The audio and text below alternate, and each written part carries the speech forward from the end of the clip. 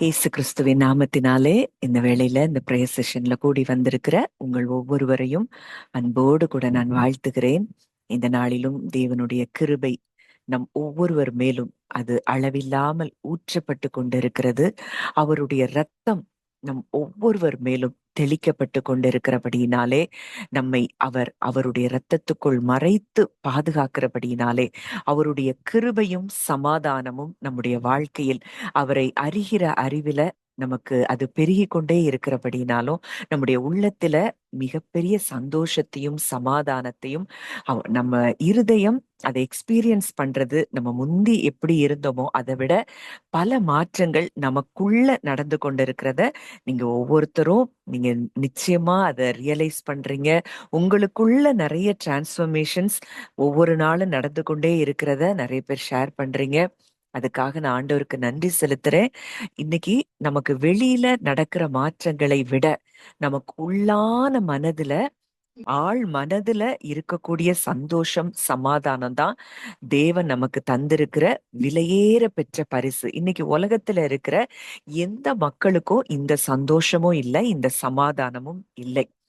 ஆனா நமக்கு சத்தியத்தை அறிகிற அறிவை பெற்ற மக்கள் ஒவ்வொருவருக்கும் தேவன் தம்முடைய கிருபையினாலே நமக்கு அவருடைய சமாதானத்தையும் அவருடைய சந்தோஷத்தையும், சூழ்நிலை எப்படி இருந்தாலும் பரவாயில்ல, அதை எல்லாவற்றையும் தாண்டி நம்ம இருதயம் ஒரு அமைதியில் இருக்கிறதுனா அதற்கு மிக முக்கியமான காரணம் அவர் சத்தியத்தை அறியும்படிக்கு நம்முடைய கண்களை திறந்திருக்கிறார்.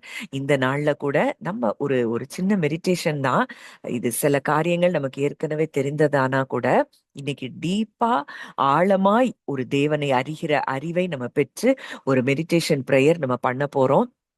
இந்த மெடிடேஷன் ப்ரேயரை நம்ம பண்ணும்போதே அவரை நம்ம ஃபீல் பண்ண முடியும், நம்ம உணர முடியும். அந்த இடத்துக்கு அந்த அதிகமா நம்ம எவ்வளோ தூரம் இந்த மெடிடேஷன் ப்ரேயரை நம்ம அந்த ப்ரேயர்ல நம்ம ஈடுபட, இயேசு எப்படி எப்பொழுதும் பிதாவோடு கூட தனித்திருக்கிற ஒரு அனுபவத்தை அவர் பெற்றிருந்தாரோ அந்த அனுபவத்தை நாமும் பெரும்படியாக அதுக்கு ஒரு ஒரு சாம்பிளா தான் நம்ம இன்னைக்கு மெடிடேஷன் ப்ரேயர் பண்ண போறோம். ஆனா நீங்க உங்களுடைய தனிப்பட்ட முறையில நீங்க பண்ற அந்த ஜெபங்கள் அது அதிகமா மெடிடேஷன் ப்ரேயரா இருக்கும் பொழுது உங்களுக்கு அது மிகுந்த பலனை தருகிறதா இருக்கும். ஏதோ நம்ம தேவைகளை சொல்லுகிறதற்காக செய்கிறதற்கு பேரு ஜெபம் இல்ல, ஆழமாய் ஆத்மார்த்தமாய் தேவனை அறிந்து கொள்ளும்படிக்கு அந்த உணர்வு பூர்வமாய் அவரோடு கூட இணைக்கப்படுவதுதான் இந்த ஜெபத்தின் மிக நோக்கம். அதுதான் ஆண்டவர் சொல்றாரு, நீ உனக்கு என்ன தேவை, நீ கேட்கறதுக்கு முன்னாடியே உன் தேவையெல்லாம் அவர் அறிந்திருக்கிறார்னா அப்போ எதுக்கு நம்ம ஜெபம் பண்ணணும் அப்படின்னா, இந்த ஒன்னஸ், இந்த ஃபெலோஷிப்பை, இந்த இன்டிமசிய நம்ம ஃபீல் பண்ணும்படியக்காகத்தான் தேவன் நம்மை ஜெபிக்க சொல்லுகிறார். இததான் இயேசு கிறிஸ்து இரவெல்லாம் பிதாவோடு கூட தனித்திருந்தார் அப்படின்னா அது அவரு அப்படியே அவர் வாழ்ந்தார். பிதாவோடு கூட ஒன்றிணைந்த இந்த அனுபவத்தை அவர் பெற்றிருந்தார். இதெல்லாம் இந்த பிரேயர்ல தான் சாத்தியம்.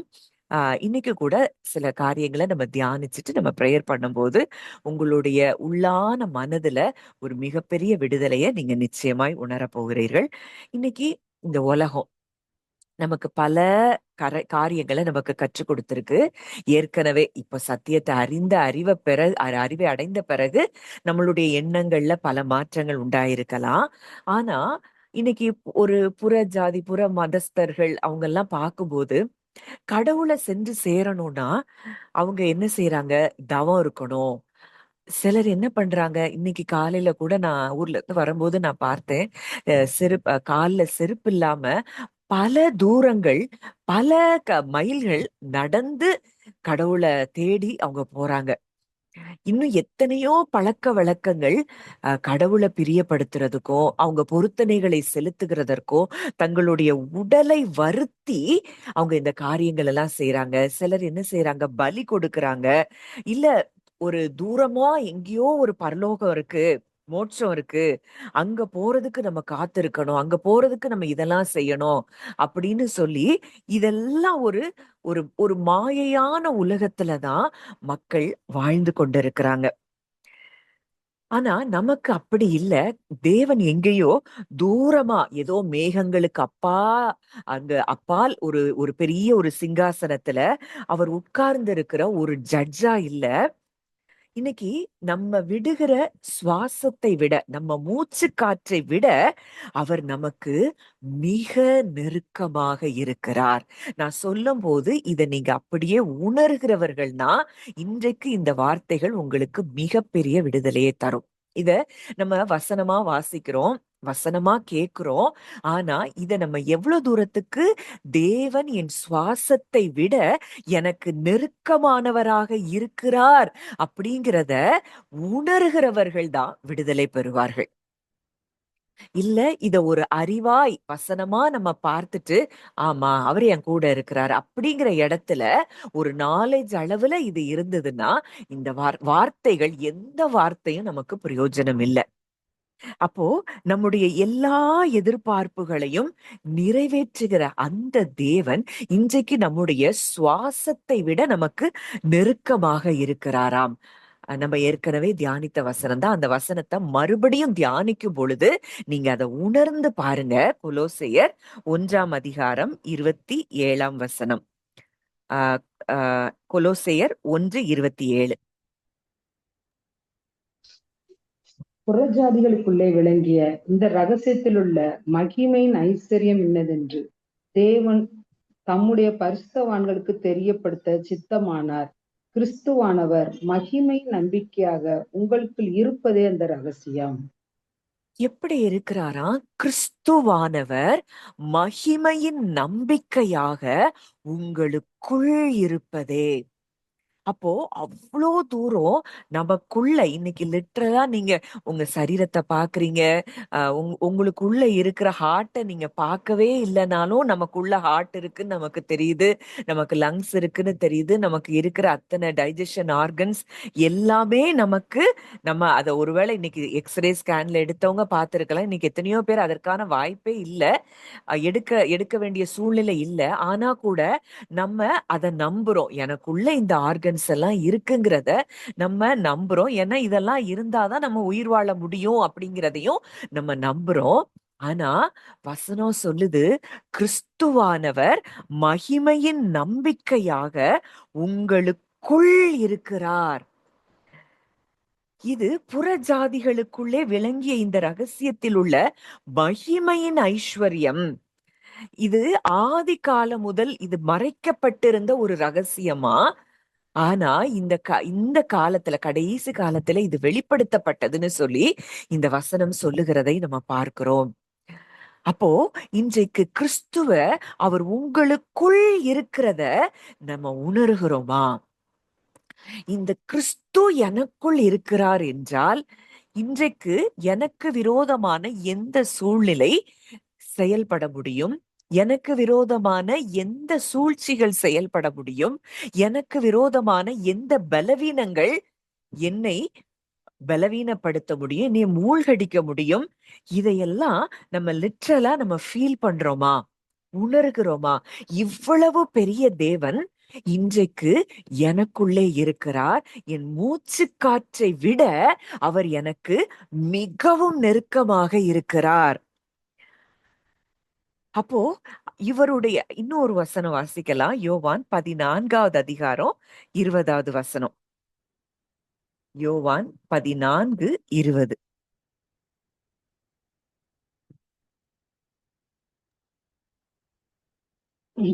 நான் என் பிதாவிலும் நீங்கள் என்னிலும் நான் உங்களிலும் இருக்கிறதை அந்நாளில் நீங்கள் அறிவீர்கள்.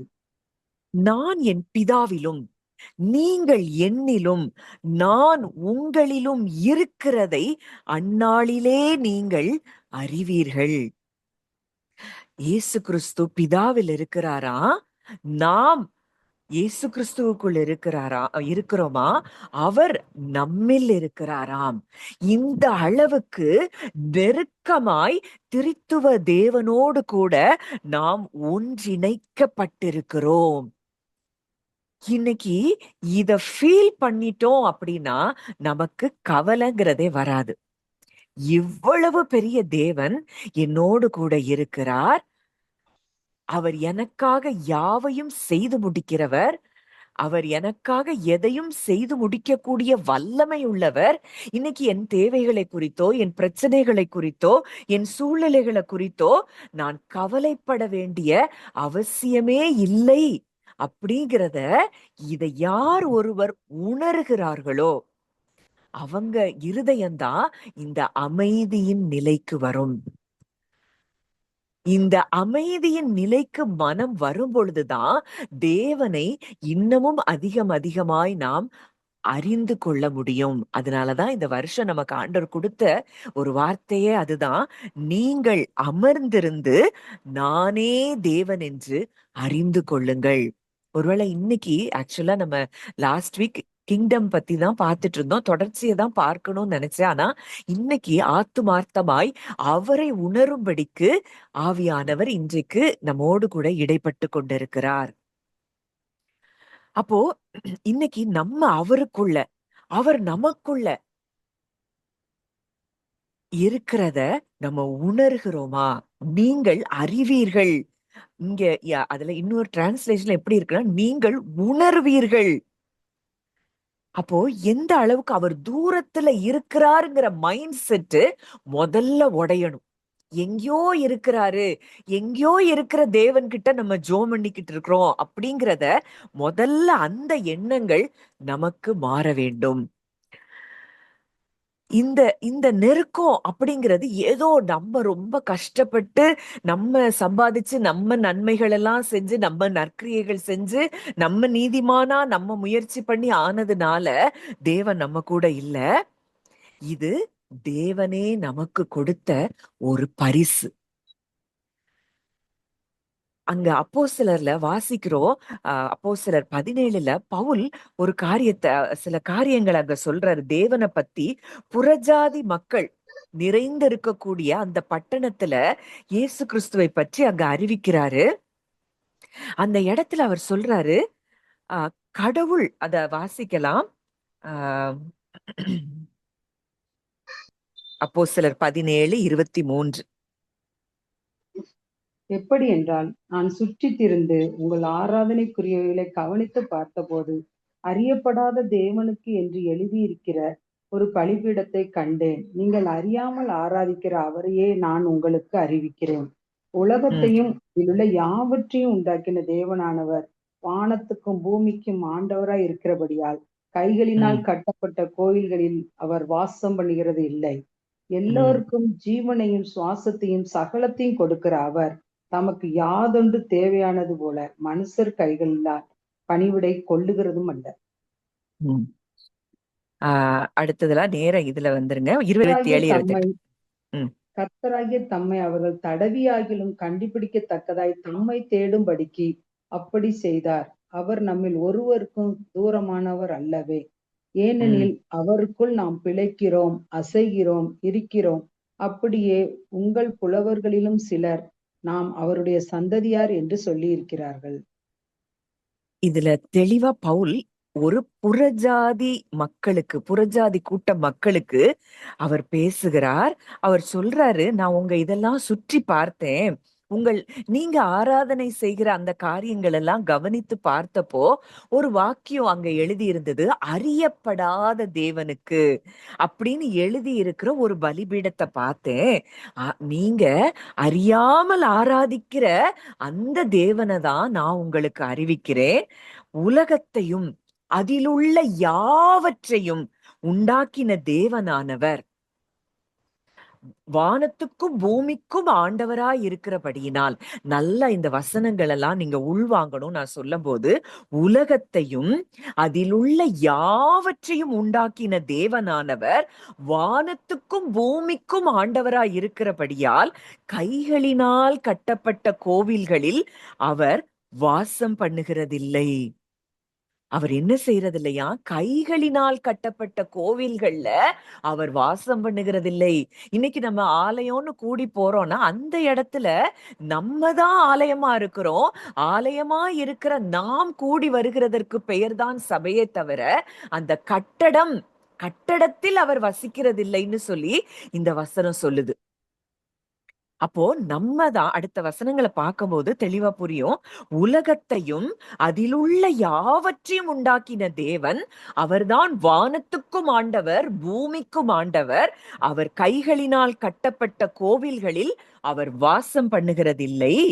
எல்லோருக்கும் ஜீவனையும் சுவாசத்தையும் சகலத்தையும் கொடுக்கிற அவர் எல்லோருக்கும், நம்ம எல்லாருக்கும், மனுஷர் பிறவியாய் ஜாதியாய் பிறந்த எல்லாருக்கும், மிருகங்கள் என்னன்னா அவர் படைத்தார், எல்லாத்துக்கும் ஜீவனையும் சுவாசத்தையும் கொடுக்கிறவர் அவர், சகலத்தையும் கொடுக்கிற அவர், தமக்கு யாதொன்று தேவையானது போல மனுஷர் கைகளால் பணிவிடை கொள்ளுகிறதும் இல்லை. மனுஷருடைய உதவி அவருக்கு தேவையே இல்லை. மனுஷர் கட்டின இடத்துலதான் அவர் வந்து தங்கணுங்கிறது அவருக்கு அவசியமே இல்லை. மனுஷ ஜாதியான சகல ஜனங்களையும் அவர் ஒரே இரத்தத்தினாலே தோன்ற பண்ணி, ஒரே இரத்தம், ஆதாம் ஒரு இரத்தத்தினாலே மனுஷ ஜாதியை என்ன செய்கிறார்? தோன்ற பண்ணி பூமியின் மீது எங்கும் குடியிருக்க செய்து, முன் தீர்மானிக்கப்பட்ட காலங்கள், அவர்கள் குடியிருப்பின் எல்லைகள், இந்த வருஷத்துல பிறக்கணும், எந்த எல்லையில என் பிள்ளை பிறக்கணும்னு அவர் குறித்து வைத்ததின் படிதான் நம்ம ஒவ்வொருவரும் பிறந்திருக்கிறோம். அந்தந்த இடங்கள்ல தான் நம்ம வாழ்ந்து கொண்டிருக்கிறோம். கர்த்தராகிய தம்மை அவர்கள் தடவியாகிலும் கண்டுபிடிக்கத்தக்கதாக தம்மை தேடும்படிக்கு அப்படி செய்தார். அவர் நம்மில் ஒருவருக்கும் தூரமானவர் அல்லவே. யாருக்கு சொல்றார் இத? புறஜாதி மக்களுக்கு இந்த பிரசங்கத்தை அவர் பண்றார். நம்மில் ஒருவருக்கும் அவர் தூரமானவர் அல்ல. அந்த புறஜாதி மக்கள் கிட்ட அப்படி பிரசங்கிக்கிறார்னா, இன்றைக்கு கிறிஸ்துவை ஏற்றுக்கொண்ட நமக்கு அவர் எவ்வளவு தூரம் நம்ம பக்கத்துல இருக்கிறாரு, நம்ம கூட இருக்கிறாருங்கிறத நம்ம உணர்கிறோமா? அடுத்த வசனம் சொல்லுது, ஏனெனில் அவருக்குள் நாம் பிழைக்கிறோம், அசைகிறோம், இருக்கிறோம். அப்படியே உங்கள் புலவர்களில் சிலர், இந்த புறஜாதியார் கூட்டத்துல சில புலவர்கள் இருக்கிறாங்க, சிலர் பாடல் எழுதுறவங்க இருக்கிறாங்க. அவங்க சொல்லி இருக்கிறாங்களாம், நீங்க தேவனுடைய சந்ததின்னு சொல்லி இருக்கிறாங்க. உங்கள் புலவர்களில் சிலரே அப்படி சொல்லி இருக்கிறாங்களே அப்படின்னு பவுல் சொல்றாரு. இன்னைக்கு வானத்துக்கும் பூமிக்கும் ஆண்டவர், உலகத்தையும் அதிலுள்ள சகலவற்றையும் உண்டாக்கினவர், சகலத்துக்கும் சகலவற்றுக்கும் ஜீவனையும் சுவாசத்தையும் அளிக்கிறவர். இன்றைக்கு அவருக்குள் நாம் இருக்கிறோம், பிழைக்கிறோம், அசைகிறோம். அவர் நமக்குள் இருக்கிறார் அப்படிங்கிறத எத்தனை பேர் நம்ம உணர்கிறோம்? இன்னைக்கு இத உணராததுனாலதான் பல வேளைகள்ல நமக்கு பயம், கவலை. இது இப்படி நடந்துருமோ, அது அப்படி நடந்துருமோ? ஏன்னா தேவன் எங்கேயோ இருக்கிறாரு, அவர் என் ஜெபத்தை கேட்கிறாரா மாட்டாரா இப்படிங்கிற சந்தேகத்திலே தான் நம்ம அவர்கிட்ட போறோம். ஆனா அவர் நம்ம கூடயே இருக்கிறாரு, நமக்குள்ளேயே இருக்கிறாரு. நமக்கு வேண்டிக் கொள்ளுகிறதற்கு முன்னதாகவே நம்முடைய தேவைகளை அறிந்திருக்கிற ஒரு நல்ல தகப்பன், நம்முடைய மன விருப்பங்களை கூட அவர் அறிந்திருக்கிற ஒரு நல்ல தகப்பன். இப்படி ஒரு தேவன், வானத்துக்கும் பூமிக்கும் ஆண்டவர், அவர் இன்னைக்கு நம்ம கூட இருக்கிறார். வசனம் சொல்லுது, உலகத்தில் இருக்கிறவனிலும் உங்களில் இருக்கிறவர் பெரியவர். இன்னைக்கு உங்க சூழ்நிலை வேற மாதிரி இருக்குதுங்கிறதுக்காக அவர் உங்களோட இல்லைங்கிறது அர்த்தமே இல்லை. நீங்க பழைய ஏற்பாட்டிலே நீங்க பாருங்க, யோசேப்புக்கு எல்லாமே எதிரடையாதான் இருந்தது. தரிசனம் பார்த்த பிறகு எல்லாமே அவனுக்கு சூழ்நிலைகள் எல்லாம் மாறிதான் இருந்தது. ஆனா வசனம் சொல்லுது, கர்த்தர் யோசேப்போடு கூட இருந்தார். சூழ்நிலை எதிரா இருக்குதுன்னா கர்த்தர் நம்ம கூட இல்லைங்கிறது உண்மையே கிடையாது. அந்த சூழ்நிலைகளிலும் தேவன் நம்மோடு கூட இருப்பதுதான் நிஜம், சத்தியம். இன்னைக்கு நிறைய பேருக்கு ஒரு சின்னதா சூழ்நிலையில மாற்றம் வந்த உடனே, இல்ல சின்னதா ஒரு மனுஷ வார்த்தை எதிரா எழும்பின உடனே நமக்கு என்ன சந்தேகம் வந்துருது? ஆண்டவர் என் கூட தான் இருக்கிறாரா? இல்ல நம்ம நம்ம நம்ம காத்து கொண்டு இருப்போம் சில காரியங்களுக்கு. ஆனா மற்றவங்களுக்கு அது ஈஸியா நடந்துகிட்டே இருக்கும். இத பார்க்கும்போது அவங்களுக்கெல்லாம் அது நடக்குதே. நான் அவர தானே தேடுறேன். இந்த ஆண்டவர் என் கூட தான் இருக்கிறாரா? என் ஜெபத்த அவர் கேட்கிறாரா இல்லையா? இப்படின்லாம் சந்தேகம் வருதுன்னா, இன்னமும் அவர் நம்மோடு கூட இருக்கிறார். நமக்குள் இருக்கிறார். நம்மோடு அவர் ஒன்றர கலந்திருக்கிறார். அவர் மூச்சுக்காற்றை விட எனக்கு நெருக்கமாக இருக்கிறார். அவர் வானத்துக்கும் பூமிக்கும் ஆண்டவர். இந்த உலகத்தையும் உலகத்தில் உள்ள எல்லாவற்றையும் உண்டாக்கினவர். எல்லோருக்கும் ஜீவனையும் சுவாசத்தையும் கொடுக்கிறவர். சர்வ வல்லமையுள்ளவர். இன்றைக்கு எனக்குள்ளே இருக்கிறார், என்னோடு கூட இருக்கிறார்ங்கிறதை உணராததுனாலதான் நம்ம பயப்படுறோம். இன்னைக்கு பழைய ஏற்பாட்டு பரிசுத்தவான்கள்னாலும் சரி, புதிய ஏற்பாட்டுல உள்ள பரிசுத்தவான்கள்னாலும் சரி, அந்த அவங்களுடைய வாழ்க்கையை நீங்க பார்க்கும்போது அவங்களுக்கு ஒண்ணு நல்லா தெரியும். தேவன் நம்மோடு கூட இருந்தால் நம்மை ஒன்றும் சேதப்படுத்தாது.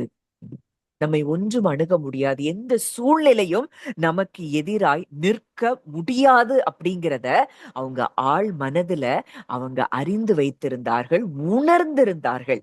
இன்னைக்கு நமக்கு இந்த உணர்வு பூர்வமாய் இதை உணராததுனால நம்ம சின்ன சின்ன சின்ன சின்ன காரியங்களுக்கு கூட நம்ம என்ன செய்யறோம்? பயப்படுறோம், சோர்ந்து போறோம். அது எப்படி நடக்கும்? இது இப்படி நடக்குமா? இதா எப்படி நடந்தா என்ன ஆகும்? ஒரு ரெஸ்ட்லயே நம்ம இருதயம் இல்லாததுக்கு காரணம் இன்னமும் சத்தியத்தை நாம் சரியாக அறியாத அறியாத உணராத ஒரு நிலை. இன்னைக்கு நிறைய பேர் எத்தனையோ பிரசங்கங்களை கேட்கிறோம். ஆனா இன்னமும் பயம் இருக்கு, இன்னமும் கவலை இருக்கு. ஒரு சின்ன விஷயம்னா கூட இருதயம் அப்படியே படபடப்புல வருது அப்படின்னா காரணம் என்னன்னா தேவன் நம்மோடு கூட இருக்கிறார் அப்படிங்கிறத நம்ம என்ன செய்யல? உணரல. அப்போ இயேசு அந்த ஜீசஸோட குட் நியூஸ் என்ன அப்படின்னா, நான் உனக்குள்ள இருக்கிறேன், நீ எனக்குள்ள இருக்கிற, எனக்கும் உனக்கும் எந்த இடைவெளியும் அல்ல, நீ வேற நான் வேற இல்ல.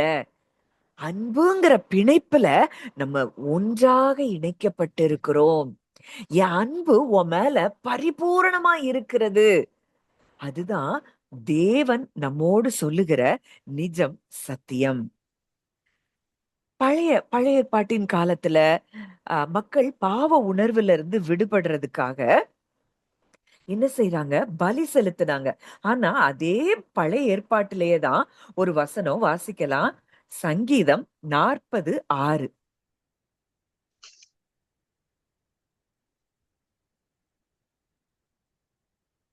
சங்கீதம் 40:6. பலியையும் காணிக்கையும் நீர் விரும்பாமல் என் செவிகளை திறந்தீர். சர்வாங்க தகன பலியையும் பாவ நிவாரண பலியையும் நீர் கேட்கவில்லை. ம்.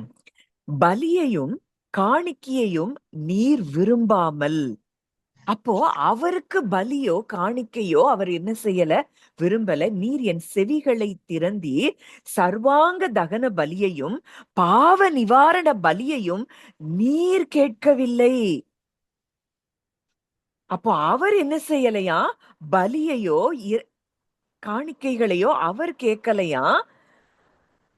ஆனா இன்றைக்கு நம்ம என்ன செய்யறோம்? பலி அவருக்கு தேவைப்படுது அப்படின்னு சொல்லி நம்ம நினைக்கிறோம். காரணம் என்னன்னா நம்ம மனதுக்கு நம்ம நம்ம கடவுளை குறித்து நம்ம இமேஜினேஷன்ல நிறைய கடவுள்கள் நமக்கு உட்கார்ந்துட்டு இருந்தாங்க. இந்த கடவுள் இப்படிதான், இந்த கடவுள் நம்மள்ட்ட நம்ம இந்த பாவம் செஞ்சதுனால நமக்கு ஒரு தண்டனை கிடைச்சாதான் நம்ம மன்னிக்கப்படுவோம். யாரோ மியூட் பண்ணாம இருக்கீங்க, யாருன்னு தெரியல.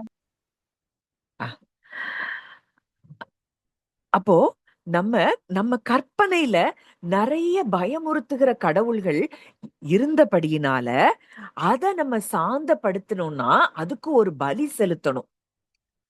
அதற்காகத்தான் இயேசு கிறிஸ்து வந்தார். அவருக்கு பலியோ காணிக்கையோ தேவையில்லை. அப்போ ஒண்ணு யோசிச்சு பார்ப்போம்.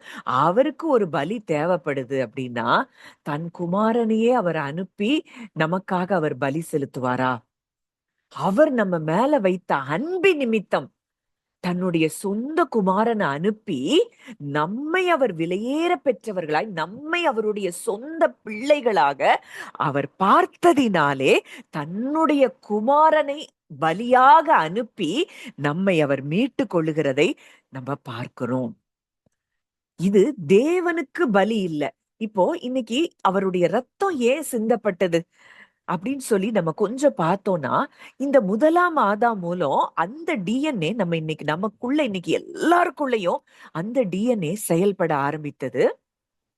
முதலாம் ஆதாம், ஃபர்ஸ்ட் ஆடம், அவன் எப்போ அந்த நன்மை தீமை அறியத்தக்க அந்த கனியில பங்கெடுத்தானோ, அவனுடைய மனது, அவனுடைய அந்த கான்சியஸ்னஸ் எங்க போயிருச்சு? பாதாளத்துக்குள்ள போயிருச்சு.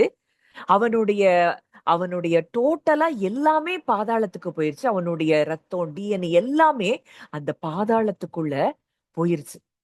இப்போ இந்த கிறிஸ்து நமக்காக அவர் பலியாகி அவருடைய ரத்தம் நமக்காக சிந்தப்பட்டு இன்றைக்கு பிரதான ஆசாரியராய், மகா பிரதான ஆசாரியராய் அவருடைய ரத்தத்தை அவரே எடுத்துக்கொண்டு இன்றைக்கு பரலோகத்தில் அவர் நமக்காக உள்ளே நுழைந்திருக்கிறார்.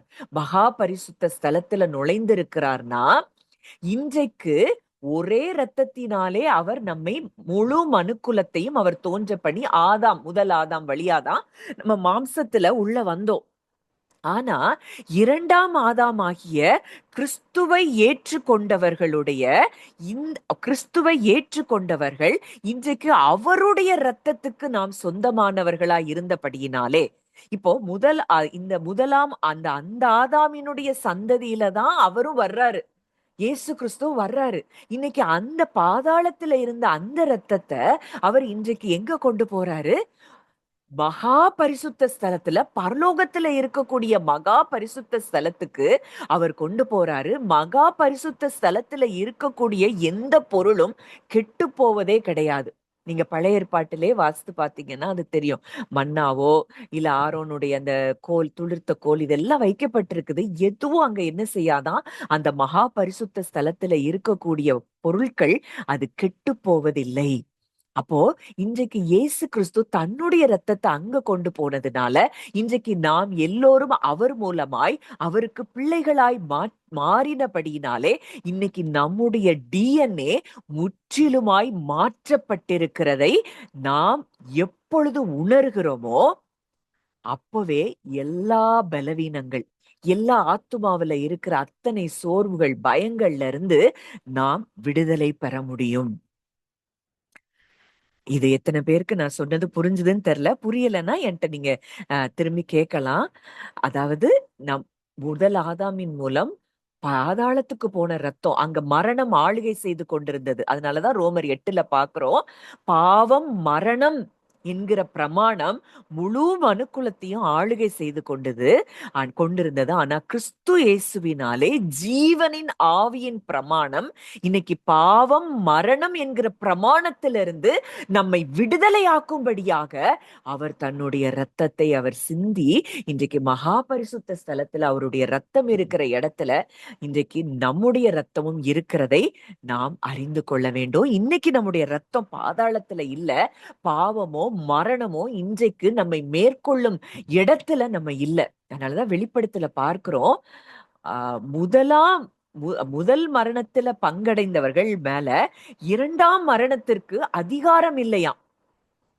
அப்படின்னா என்ன அர்த்தம்? முதல் மரணம் கிறிஸ்து மரித்த பொழுது நாமும் மரித்து கிறிஸ்து உயிர்த்தெழுந்த பிறகு நாமும் அவரோடு கூட உயிர்த்தெழுந்திருக்கிறோம்னா நம்ம மேல இரண்டாம் மரணத்திற்கு அதிகாரம் இல்லை அப்படின்னு வசனம் தெளிவா சொல்லுது. இன்னைக்கு இத நம்ம உணர்கிறோமா?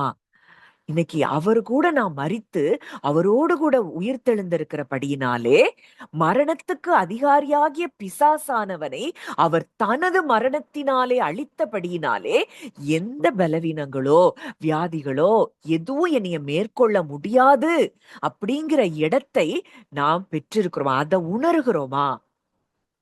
அல்லது இந்த உலகத்துல சொல்லுகிற காரியங்கள், இந்த வேர்ல்டு சிஸ்டம் இப்படித்தானே இருக்குது அப்படிங்கிறத ஏற்றுக்கொண்டு வாழ்ந்து கொண்டு இருக்கிறோமா? இன்னைக்கு ஈஸியா ஆண்டவரை சொல்லிடுறோம். எங்க போனாலும் ஏதாவது ஒரு ஒரு ஒரு ஒரு வியாதியோ இல்ல ஒரு மரணமோ இங்க கேட்டா கர்த்தர் அவர் நேரத்துல அவர் எடுத்துட்டாரு. அவர் எதுக்கு அப்ப பூமிக்கு நம்மள அனுப்பணும்? அவர் நம்மள அனுப்புன நோக்கம் என்ன? அவர் அனுப்பிட்டு எல்லாரையும் சீக்கிரமா கூப்பிடுறதுக்கு அவர் எதுக்கு நம்மள உலகத்துக்கு அனுப்பணும்? இந்த உலகத்துல அவர் நம்மள ஒரு நோக்கத்தை கொடுத்து அனுப்பி இருக்கிறார்னா, நம்ம அந்த நோக்கத்தை நிறைவேற்றும் வரைக்கும், இந்த பூமியில அவருடைய நோக்கத்தை நம்ம நிறைவேற்றும் வரைக்கும் ஒன்றும் நம்மை அசைக்க முடியாது. இத நம்ம உணரணும்.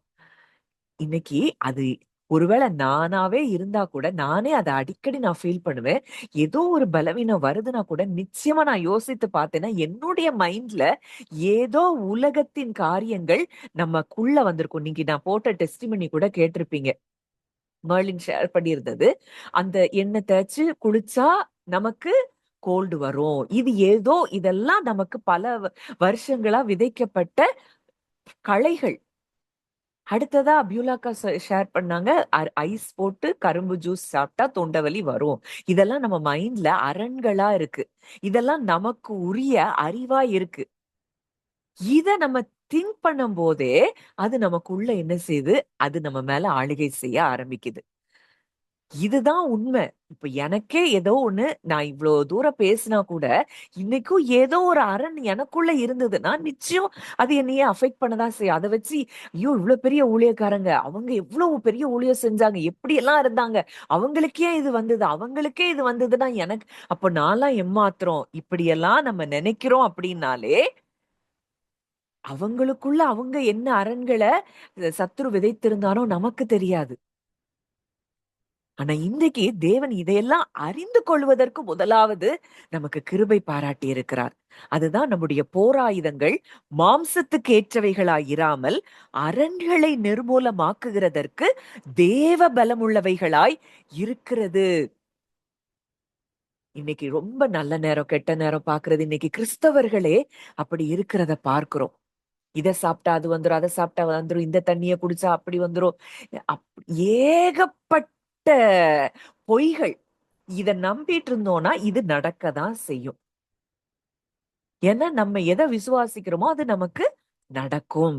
இல்ல, நான் உன்னதத்திலிருந்து வந்திருக்கிறவள். உன்னதத்திலிருந்து வந்திருக்கிறவள். நான் வானத்துக்குரியவர். நான் இன்னைக்கு அவருடைய ரத்தம், இன்னைக்கு என்னுடைய ரத்தம் முழுவதுமாய் அங்க அந்த பரிசுத்த ஸ்தலத்துல, மகா பரிசுத்த ஸ்தலத்துல இருக்குதுன்னா, இன்னைக்கு என்னுடைய ரத்தத்தில எந்த குறைபாடும் இருக்க முடியாது அப்படிங்கிறத உணர்கிறவர்கள் நிச்சயமாய் ஒரு ஜெயமுள்ள ஒரு வாழ்க்கையை வாழ முடியும். இப்போ ஆதாம் இங்க வீழ்ச்சி அடைந்த பிறகு ஆதாமுக்கு தேவன் ஒரு உடைய உண்டாக்கி அவனுக்கு கொடுக்கிறார். ஏதோ அவன் நிர்வாணத்தை அவரு பார்க்க முடியாம மூடணுங்கிறதுக்காக இல்ல. அவனுக்கு அவனை நிர்வாணியா என்ன செய்ய முடியல? பார்க்க முடியல. அவன் மேல இருக்கிற அன்புனால அவனுக்கு உதவி செய்யும்படிக்கு அவர் என்ன செஞ்சாரு? அந்த தோல் உடைய கொடுக்கிறாரு. அதே போலதான் தேவன் இன்றைக்கு மனித உருவுல வந்து இயேசு கிறிஸ்து வந்து அவருடைய சாயலிலே நம்மை பார்க்கும்படிக்கு அவர் நமக்காக இந்த பூமிக்கு வந்ததுதான் நிஜம், சத்தியம். நம்முடைய தவறுகளுக்காக, நம்ம செய்த காரியங்களுக்காக தான் அவர் மரித்தார். நம்ம இன்னைக்கு அவரு கூட நம்ம உயிரோட எழுந்திருக்க, அவர் உயிரோட ஏன் எழுந்திருந்தது எப்படின்னா, எதற்காகனா நம்ம குற்றமற்றவர்களாய் இல்லாமல் இருப்பதற்கு. வாசிக்கலாம். ரோமர் 4:25 இந்த வசனத்தை வாசிக்கும் போது இது நல்லா புரியும். ரோமர் 4:25. அவர் நம்முடைய பாவங்களுக்காக ஒப்புக் கொடுக்கப்பட்டும் நாம் நீதிமான்களாக்கப்படுவதற்காக எழுப்பப்பட்டும் இருக்கிறார். நம்முடைய பாவங்களுக்காக ஒப்பு கொடுக்கப்பட்டும் நாம் நீதிமான்கள் ஆக்கப்படுவதற்காக எழுப்பப்பட்டும் இருக்கிறார். யாருக்காக? நமக்காக. வசனம் தெளிவா சொல்லுது, நம்முடைய பாவங்களுக்காக அவர் ஒப்பு கொடுக்கப்பட்டார். நாம் நீதிமான்கள் ஆக்கப்படுவதற்காக அவர் எழுப்பப்பட்டு இருக்கிறார். எவ்வளவு பெரிய பாக்கியம்! இன்னைக்கு அவர் மரித்தாரு, அவர் உயிர்த்தெழுந்ததுனால இன்னைக்கு நம்ம எல்லாரும் முற்றிலுமாய் பாவமற கழுவப்பட்டிருக்கிறோம். இன்றைக்கு நாம் நீதிமான்கள் ஆக்கப்படுவதற்காக தான் அவர் எழுப்பப்பட்டு இருக்கிறாராம். அப்போ எவ்வளவு பெரிய அன்பு! இந்த திரித்துவ தேவனுக்கு நம்மேல் இருக்கிறபடியினால் இன்றைக்கு இயேசு கிறிஸ்து தன்னுடைய சொந்த குமாரனை அனுப்பி என் பிள்ளை நீதிமான் ஆகணும், என் பிள்ளை இந்த குற்ற மனசாட்சியில இருக்கிறான், என் பிள்ளை இந்த குற்ற மனசாட்சியில இருக்கிறா, என் பிள்ளைய குற்றமற்றவளாய் மாசற்றவளாய் பரிசுத்தவானாய் நான் மாற்றணுங்கிறதுக்காக தன்னுடைய குமாரனை அனுப்பி அவர் அத்தனை பாடுகளையும் அனுபவித்து அவர் மரணமடைந்து நாம் நீதிமான்கள் ஆக்கப்படுவதற்காக அவர் எழுப்பப்பட்டு இருக்கிறார்னா, இதை விட அன்பு உலகத்துல எங்க பார்க்க முடியும்? எந்த அன்பை நம்ம பார்க்க முடியும்? தேவன் எல்லா மனிதர்களையும் அவர் எப்படிதான் நேசிக்கிறாரு? ஒன்று போலதான் நேசிக்கிறாரு. ஒருத்தரை அதிகமா ஒருத்தரை குறைவா நேசிக்கிறதே இல்ல. அவருடைய அன்பை நம்ம நம்ம செய்கிற செயல்னால கூட்டவோ குறைக்கவோ முடியாது. நமக்காக அவர் எல்லாவற்றையும் ஏற்கனவே செய்துட்டாரு. அந்த அன்பு பூரணமான அன்பு. நம்ம ஏற்கனவே அவருக்கு பூரணமாய் நாம் சொந்தமானவர்கள்.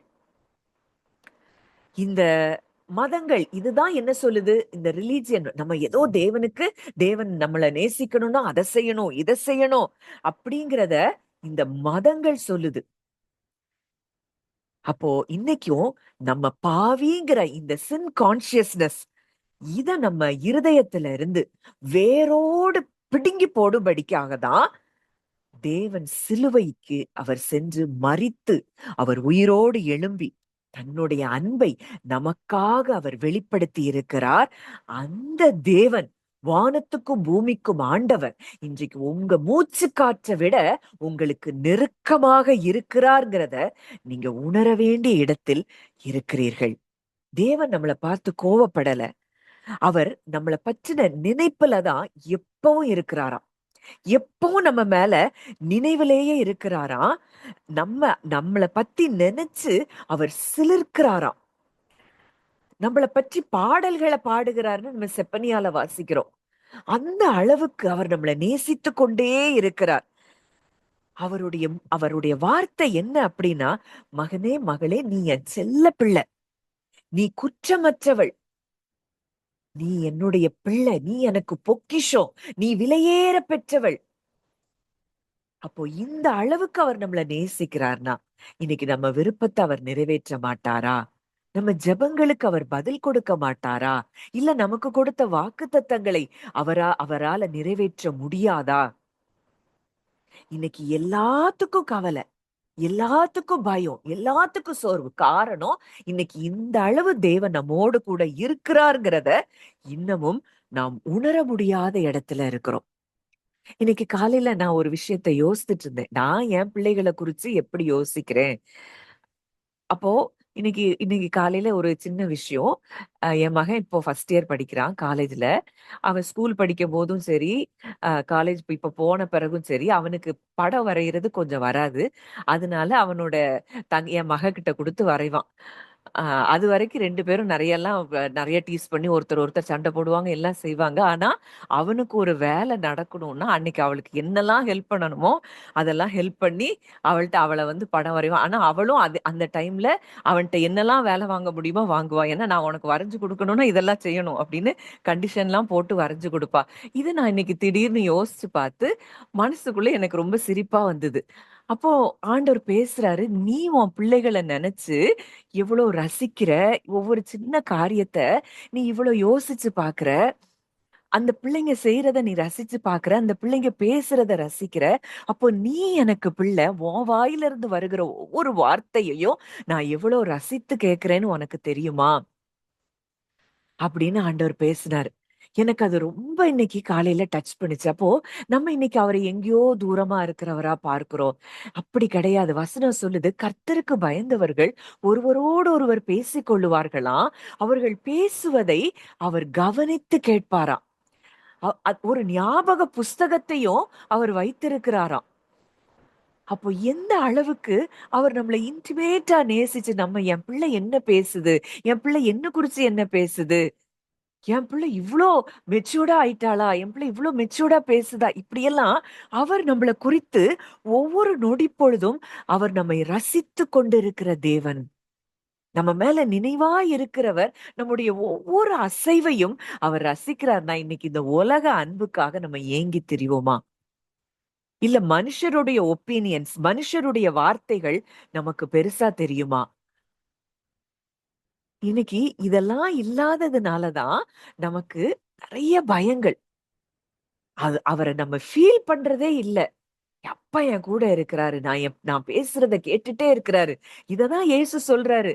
அப்பா நீங்க எப்போ என் கூட இருக்கிறீங்கன்னு எனக்கு தெரியும். நீங்க எப்போ நான் பேசுறதுக்கு செவி கொடுக்கிறீங்கன்னு எனக்கு தெரியும். ஆனா இவர்கள் அறியும்படிக்கு நான் இந்த ஜெபத்தை செய்யறேன்னு லாசருவின் கல்லறைக்கு முன்னாடி அந்த ஜெபத்தை அவர் செய்கிறதை நாம் பார்க்கிறோம். இன்னைக்கு இயேசு அவர் எப்படி இருக்கிறாரோ நாமும் அப்படித்தான் இந்த உலகத்துல இருக்கிறோமா? அப்போ அவருக்கு பிதா செவி கொடுக்கிறார்னா நமக்கு அவர் செவி கொடுக்காமலா இருக்கிறார்? இதை ஏன் நம்மளால புரிய முடியலன்னா, இன்னும் தேவன் எங்கேயோ இருக்கிறவரா நம்ம பாக்குறோம். நம்ம பிரச்சனை தான் நமக்கு பெருசா தெரியுதே தவிர அவர் நமக்கு இன்னமும் பெரிதாக தெரியவில்லை.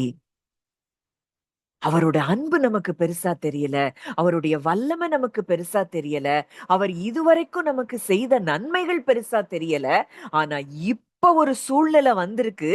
இதுதான் நமக்கு பெருசா தெரியுது. எத்தனையோ நேரம் நம்ம கூட பேசி இருக்கிறார். நீ எனக்கு பிள்ளை, நான் உனக்கு தகப்பன், நான் உன் கூட இருக்கிறேன், நீ பயப்படாதே மகளே, நீ நீ எனக்கு முத்திரை மோதிரம், நீ அலங்காரமான கிரீடம், இப்படி எல்லாம் எத்தனையோ முறை நம்ம கூட பேசிட்டு தான் இருக்கிறாரு. ஆனா கூட அதை உணராதவர்களாய் நாம் இருக்கிறோம்.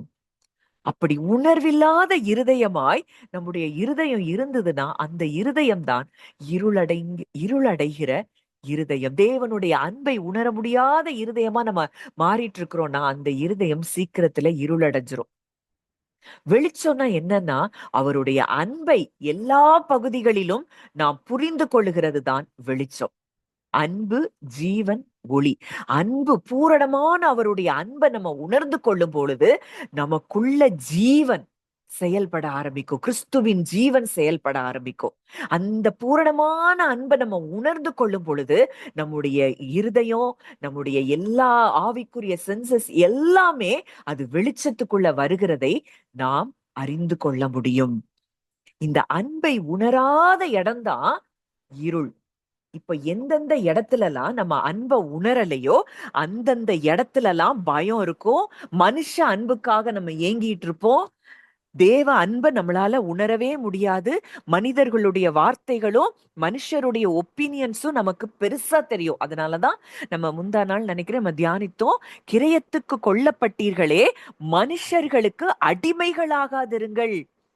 எதுக்கு? மனுஷரை நேசிக்கணும், அன்பு செலுத்தணும், விடுதலையோட கூட நம்ம நேசிக்கணும். ஆனா அவர்களுக்கு, அவர்களுடைய வார்த்தைகளுக்கு நாம் அடிமைகளாக கூடாது. அவங்க ஒப்பீனியன்ஸ் இன்னைக்கு சயின்ஸ் சொல்லுது, டாக்டர் சொல்றாங்க, ரிப்போர்ட் சொல்லுது, இப்படி எந்த விதமான மனுஷருடைய ஒப்பீனியனாலும் சரி, இல்ல உங்களை குறித்து எதிரான வார்த்தைகளை பேசி இருந்தாலும் சரி, இந்த வார்த்தைகளுக்கு நம்ம அடிமைகள் ஆயிட்டோம்னா அவருடைய அன்பை நாம் உணராத இடத்தில் இருக்கிறோம் என்பதை நீங்க இன்னைக்கு அறிந்து கொள்ளணும். அப்ப நம்ம அவருடைய அன்பை பெறதுக்கு எந்த வேலையும் நம்ம செய்ய தேவையில்லை. ஒரு ஒரு பிள்ளை, ஒரு பிறந்த பிள்ளையா இருக்கட்டும், ஒரு சின்ன பிள்ளையா இருக்கட்டும், தன்னுடைய அம்மாவினுடைய அன்பை பெறதுக்கு அது போராடவே தேவையில்லை. ஐயோ எங்க அம்மா என்னை நேசிக்கணும், அதுக்காக நான் இதை செய்யணும் அதை செய்யணும் அப்படின்னு அந்த பிள்ளை எதையாவது முயற்சி பண்ணுமா?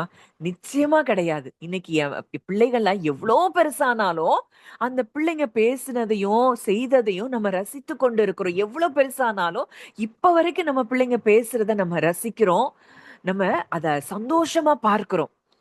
அதே போலதான் நம்மை விட நம்மேல் அன்பு செலுத்துகிற நம்ம பிள்ளைகளை நேசிக்கிறத விட நம்ம மேல பல மடங்கு அன்பு வைத்திருக்கிற ஒரு நல்ல தகப்பனாய் அவர் இருக்கிறார். அவருடைய அன்பை பெறதுக்கு நம்ம எதையும் சாதிக்க வேண்டியதில்லை. அவர் அன்பை நம்ம உணர்ந்தா போதும்.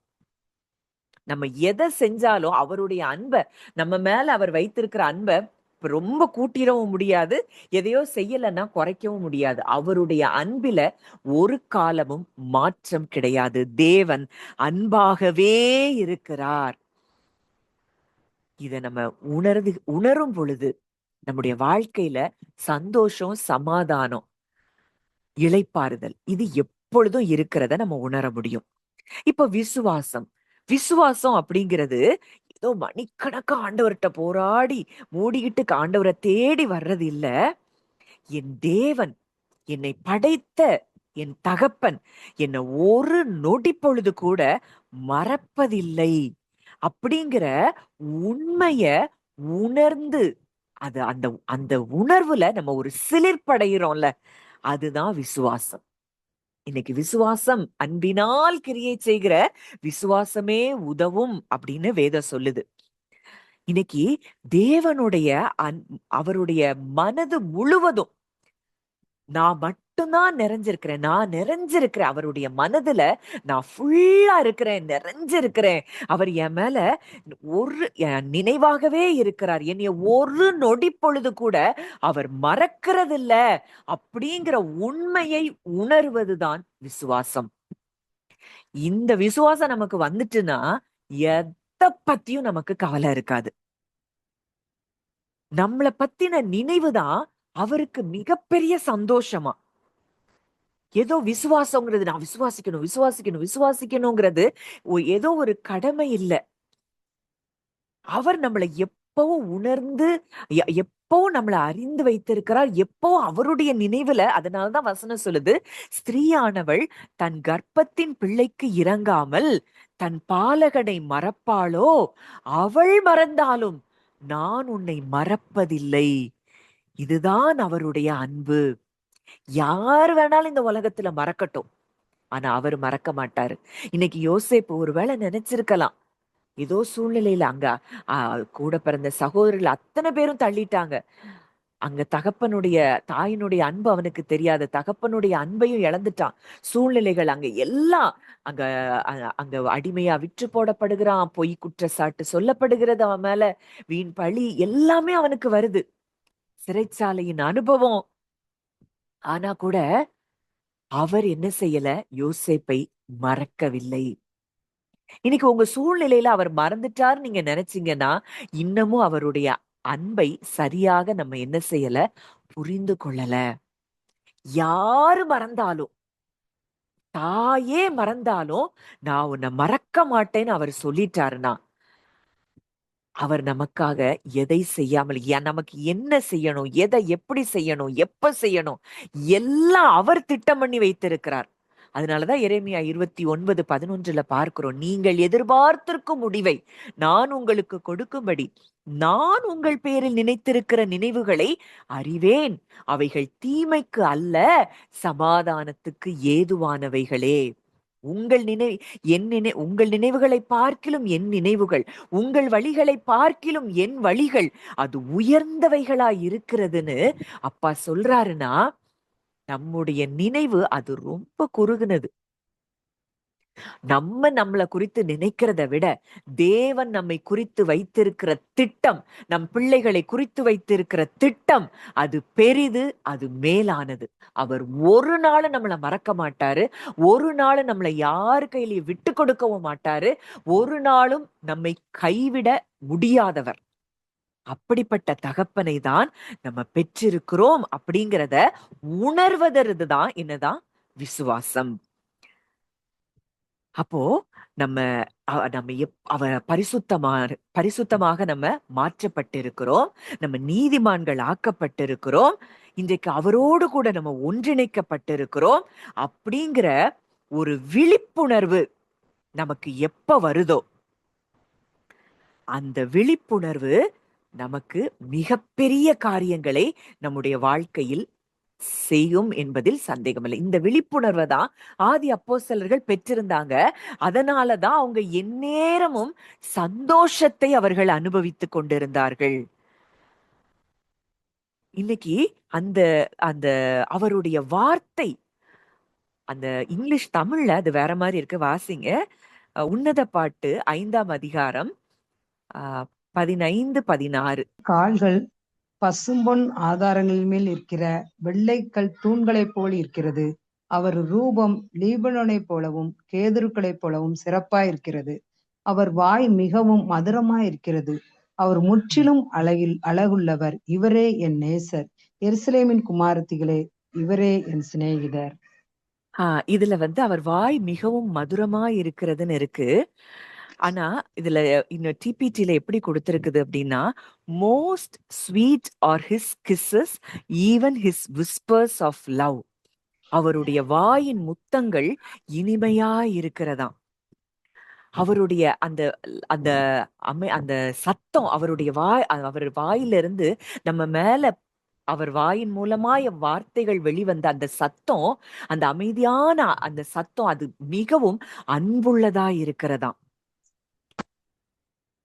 இப்படிப்பட்ட அன்பை அவர் நம்மேல் காட்டுகிறவரா இருக்கிறார்னா, அதான் அது சொல்லுது. அவர் முற்றிலும் அழகுள்ளவர்.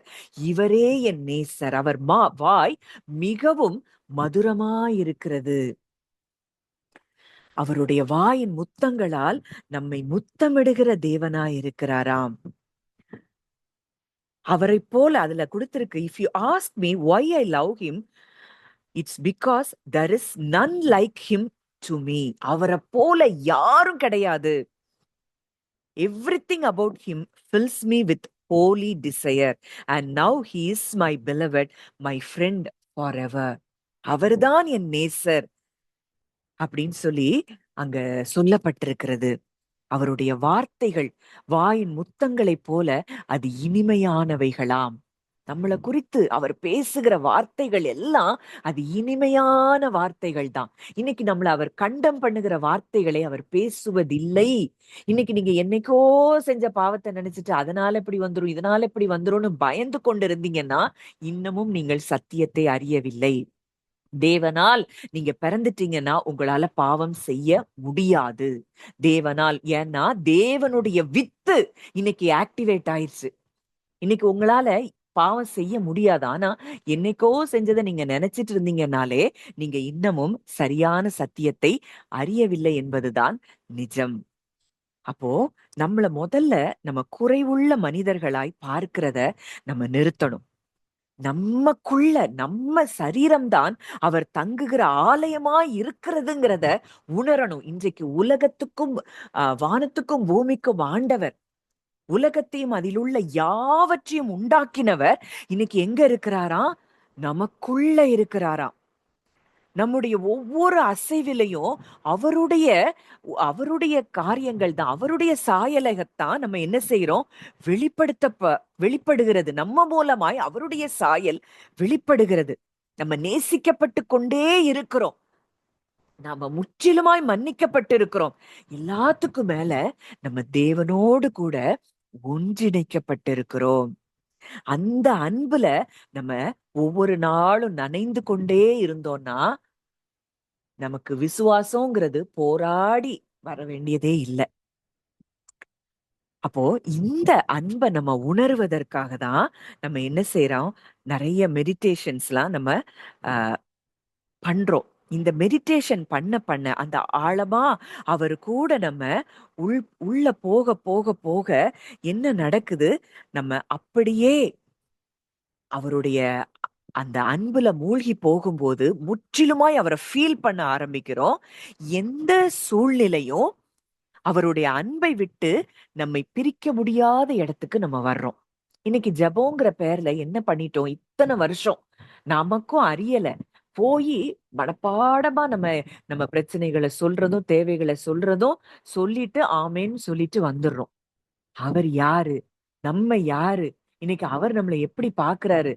நம்ம அவரை எப்படி உணரணும்? இதெல்லாம் எதுவுமே நமக்கு சொல்லி கொடுக்கப்படல. அதனாலதான் ஒரு சராசரிக்கும் கீழான ஒரு கிறிஸ்தவ வாழ்க்கைய நம்ம வாழ்ந்து கொண்டிருந்தோம். ஆனா அவருடைய அன்பினால நம்ம இதெல்லாம் நம்ம அறிந்து கொண்டிருக்கிறோம்னா நம்ம ஆண்டவருக்கு நன்றி செலுத்த வேண்டிய இடத்துல இருக்கிறோம். ஒரு 5 minutes அப்படியே நான் சொல்ற அந்த மெடிடேஷன் பிரேயர் எல்லாரும் அமைதியா கண்களை மூடி நல்ல ஒரு ரிலாக்ஸ்டா நீங்க அமர்ந்து கொள்ளுங்க. நான் சொல்றத அப்படியே நீங்க உள்வாங்க நீங்க அவரை ஃபீல் பண்ண ஆரம்பிப்பீங்க. அதை ஃபீல் பண்ணும் போதுதான் நமக்குள்ள அவருடைய அன்பை நம்ம உணர முடியும். நமக்குள்ள இருக்கிற விசுவாசம் பெருகுகிறத நீங்க பார்க்க முடியும். அப்படியே நீங்க எல்லாரும் ரிலாக்ஸ்டு பொசிஷன்ல கொஞ்ச நேரம் அப்படியே அமைதியா ஒரு 5 minutes to 5 to 10 minutes அவ்வளவுதான் அமர்ந்து கொள்ளுங்க. அப்படியே அமர்ந்துட்டீங்கன்னா ஃபர்ஸ்ட் நம்முடைய மூச்சை அவர்தான் ரூவா காற்றா இருக்கிறார். இன்றைக்கு தேவன் அவருக்குள் நம்ம இருக்கிறோம்னா அவருடைய மூச்சின் காற்றுக்குள்ளதான் நம்ம இருக்கிறோம். அதை உணர்ந்து இன்னைக்கு அப்படியே அந்த மூச்சை நீங்க உள்வாங்குங்க. அப்பா, நீங்க உங்க சுவாச காற்றை இன்றைக்கு ஜீவனாய் நான் உள்வாங்குறேன். அப்படியே தேவன் எனக்கு எங்கேயோ வெளியே இல்ல, என்னுடைய லங்ஸ்ல இருக்கக்கூடிய காற்றாக, என் இருதய துடிப்பாக அவர் இருக்கிறார். அப்படியே அந்த காற்றை உள்வாங்கும் போது அதை ஃபீல் பண்ணுங்க. உங்களுக்குள்ள இருக்கக்கூடிய என்னென்னலாம் நெகட்டிவ் எமோஷன்ஸ் இருக்கு, நெகட்டிவ் தாட்ஸ் இருக்கு, பயம் இருக்கு, அது எல்லாத்தையும் உங்களுடைய மூச்சு காற்று வெளியே விடும்போது அது எல்லாத்தையும் அந்த அப்பா உங்க பக்கத்துல இருக்கிறாரு, உங்க கூட இருக்கிறாரு. உங்களுக்குள்ள இருக்கிறத அதை உணர்ந்து அதை அப்படியே அவர்கிட்ட ஹேண்டில் பண்ணுங்க. உங்க மூச்சு காற்றின் வழியாகவே, அப்பா இதெல்லாம் எனக்கு வேண்டாம், இந்த நெகட்டிவ் எமோஷன்ஸ் எல்லாத்தையும், என்னுடைய கவலை, என்னுடைய பயம், என் மனதுல இருக்கக்கூடிய அரண்கள், இதை எல்லாத்தையும் உங்ககிட்ட நான் கொடுத்துடுறேன்ப்பா அப்படின்னு சொல்லி அதை அப்படியே அப்பா கிட்ட கொடுங்க. அவரை உணர்ந்து அவர் முற்றிலுமா இதுதான் நிஜம். பவுல் சொன்னது போல அவர் தடவியாகிலும் தேடப்படுகிற அளவுலதான் அவர் பக்கத்துலதான் இருக்கிறாரு. உங்க பக்கத்துல இருக்கிறாரு, இன்னைக்கு உங்க கூட இருக்கிறாரு. அவருடைய சுவாசம், அப்பா உங்க சுவாசத்தை இன்னைக்கு நான் ஜீவனாய் நான் உள்வாங்குறேன். எனக்குள்ள இருக்கக்கூடிய அந்த எண்ணங்கள், மரணத்தின் எண்ணங்கள் எல்லாத்தையும் அப்படியே உங்கள்கிட்ட நான் ரிலீஸ் பண்றேன்ப்பா. நீங்க என் கூட இருக்கிறீங்கன்னா இந்த உலகத்துல எனக்கு எதிராய் எதுவும் நிற்க முடியாது. நிறைய நேரங்கள்ல நீங்க தனிமையில இருக்கும் போது கூட இத உணரணும். இந்த பிரபஞ்சத்தையே படைத்தவர் நம்ம கூட நெருக்கமா இருக்கிறத நீங்க உணர உணர உணர உங்க இருதயம் இளைப்பாறுதலுக்குள்ள வருகிறத நீங்க ஃபீல் பண்ண முடியும். அது அப்படியே உணருங்க. எனக்காக ஜீவனை கொடுத்தவர், நான் என்னுடைய பாவங்களுக்காக ஜீவனை கொடுத்து நான் நீதிமான் ஆக்கப்படும்படி எனக்காக எழுப்பப்பட்டவர். இன்றைக்கு அவருக்குள்ள நான் இருக்கிறேன். அவர் ஒரு வார்த்தை சொன்னா போதும், எல்லாமே நடக்கும். தேவனால் எல்லாம் கூடும். அந்த தேவன் இன்றைக்கு உங்க கூட இருக்கிறார். தேவனாலே கூடாத காரியம் ஒன்றுமில்லை.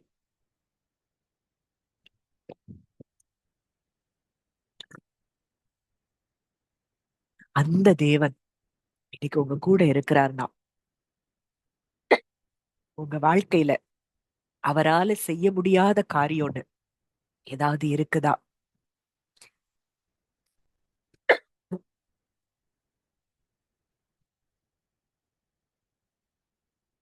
அண்ணியின் வயிற்றுல ஒரு குழந்தைய கொடுக்க அவருக்கு வல்லமை இருக்குன்னா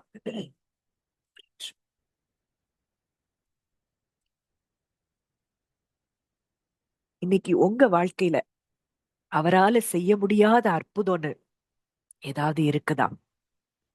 அந்த தேவன் இன்னைக்கு உங்க கூட இருக்கிறத அப்படியே நீங்க ஃபீல் பண்ணுங்க. அவருடைய இமேஜ், அவரே முற்றிலுமாய் இன்னைக்கு உங்க சரீரத்துக்குள்ள அவர் வாசம் பண்ணுகிறத அத உணருங்க. உங்களை நீங்க வெறுமையா தாழ்வா நினைத்திருக்கிறத அப்படியே ஒதுக்கி தள்ளிட்டு இன்னைக்கு தேவன் உங்களை எவ்வளவு பெரிய பொக்கிஷமா, ஒரு விலையே ஏற பெற்ற பொக்கிஷமா அவர் உங்களை பாக்குறாரு. அவர் உங்களை பிரமிப்பா பாக்குறாரு. உங்களை ஆசையா பார்க்கிறாரு. நீங்க பேசுறத கேட்கறதுக்கு அவருக்கு அவ்வளோ விருப்பமா அவர் உங்களை பார்த்து கொண்டே இருக்கிறார். உங்க மேலேயே நினைவாக இருக்கிறார். அதை அப்படியே ஃபீல் பண்ணுங்க. கடந்த கால தவறுகள், அது இது அப்படிங்கிற அந்த எண்ணங்கள் எல்லாம் விட்டு வெளியே வாங்க. இல்ல, நான் நீதிமான், நான் பரிசுத்தவான், நான் நீதிமான் ஆக்கப்படுவதற்காக அவர் எழுப்பப்பட்டு இருக்கிறார்னா, நான் அவரை நம்புறேன்னா நிச்சயமாய் நான் நீதிமானாகத்தான் இருக்கிறேன். நான் அவருக்கு பிள்ளையா இருக்கிறேன். இந்த நிமிஷம் கடவுள் எதை சிந்திச்சிட்டு இருக்கிறாரு அப்படின்னு நீங்க யோசிச்சீங்கன்னா, உன்னை நீங்க புரிஞ்சு கொள்ளணும். அவர் உங்களை பத்தி தான் யோசிச்சுட்டு இருக்கிறாரு. இதை நீங்க உணரணும். உங்களை யோசித்து கொண்டே, உங்களை நினைத்து கொண்டே இருக்கிற ஒரு நல்ல உங்க கூடயே இருக்கிறார். உங்க பக்கத்துல இருக்கிறார். உங்களுக்குள்ள இருக்கிறார். அவருக்குள்ளதான் நீங்க இருக்கிறீங்க. விசுவாசங்கிறது ஏதோ நம்ம அவரை தேடி போய் பிடிக்கிறது இல்ல. அவர் நம்மள அணைத்து கொண்டிருக்கிறார் அப்படிங்கிறத உணர்வதுதான் விசுவாசம். அவர் என்னை கட்டி அணைத்திருக்கிறார். அதுதான் விசுவாசம். இன்னைக்கு கூட ஒரு பாடலை கேட்டிருப்பீங்க. அணைத்து கொண்டீர் என்னை முத்தம் செய்தீர். எவ்வளவு அன்பு!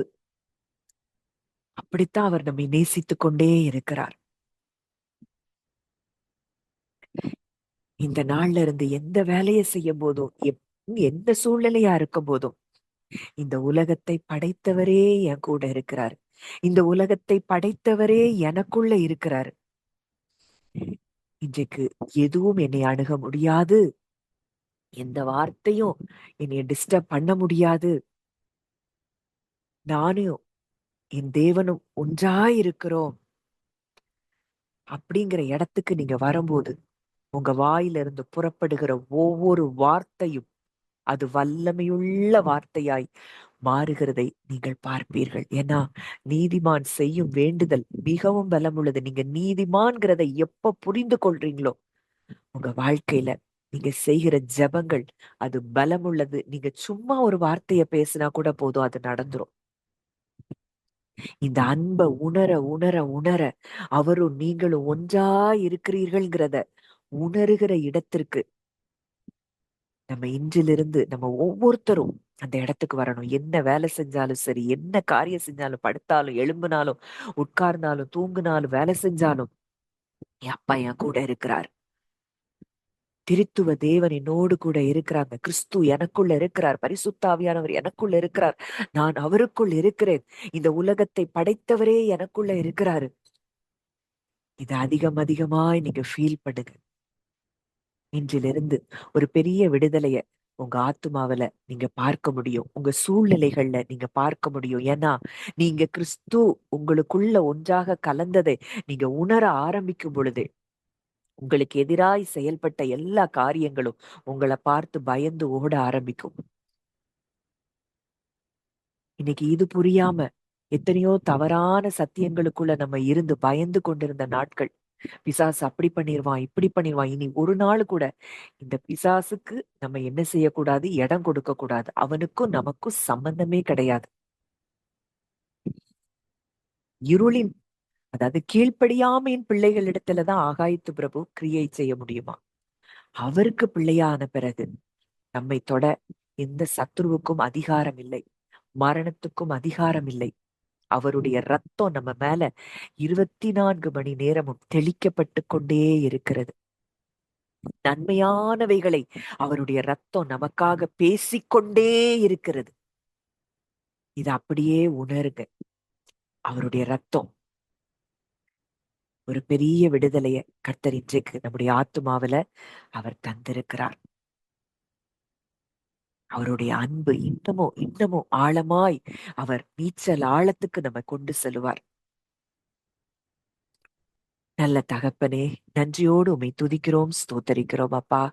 தகப்பனே, இந்த நல்ல நேரத்திலும் அப்பா, உங்க வார்த்தைகளின் மூலமாய் எங்களுடைய இருதயத்தை நீர் கொழுந்து விட்டு எரிய செய்திருக்கிறீர் அப்பா. நன்றி செலுத்துகிறோம். உம்முடைய அன்பை நாங்கள் ஆழமாய் உணர அப்பா எங்களுக்கு நீங்க உதவி செய்தீங்கப்பா. உமக்கு நன்றி.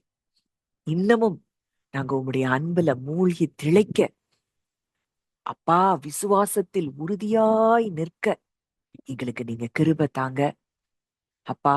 ஒவ்வொரு நொடி பொழுதும் ஆவியானவராலே நாங்க நடத்தப்பட தகப்பன் எங்களுக்கு கிருபை தரும்படி நாங்கள் ஜெபிக்கிறோம் அப்பா. உம்முடைய கரத்திலே எங்களை தாழ்த்தி ஒப்பு கொடுக்கிறோம். வந்த ஒவ்வொருவரையும் மனதார நான் பிளஸ் பண்றேன் அப்பா. இந்த சத்தியங்கள் இன்னமும் அவங்களுக்குள்ள அப்பா ஆழமாய் ரூட்டாக நான் ஜெபிக்கிறேன்ப்பா.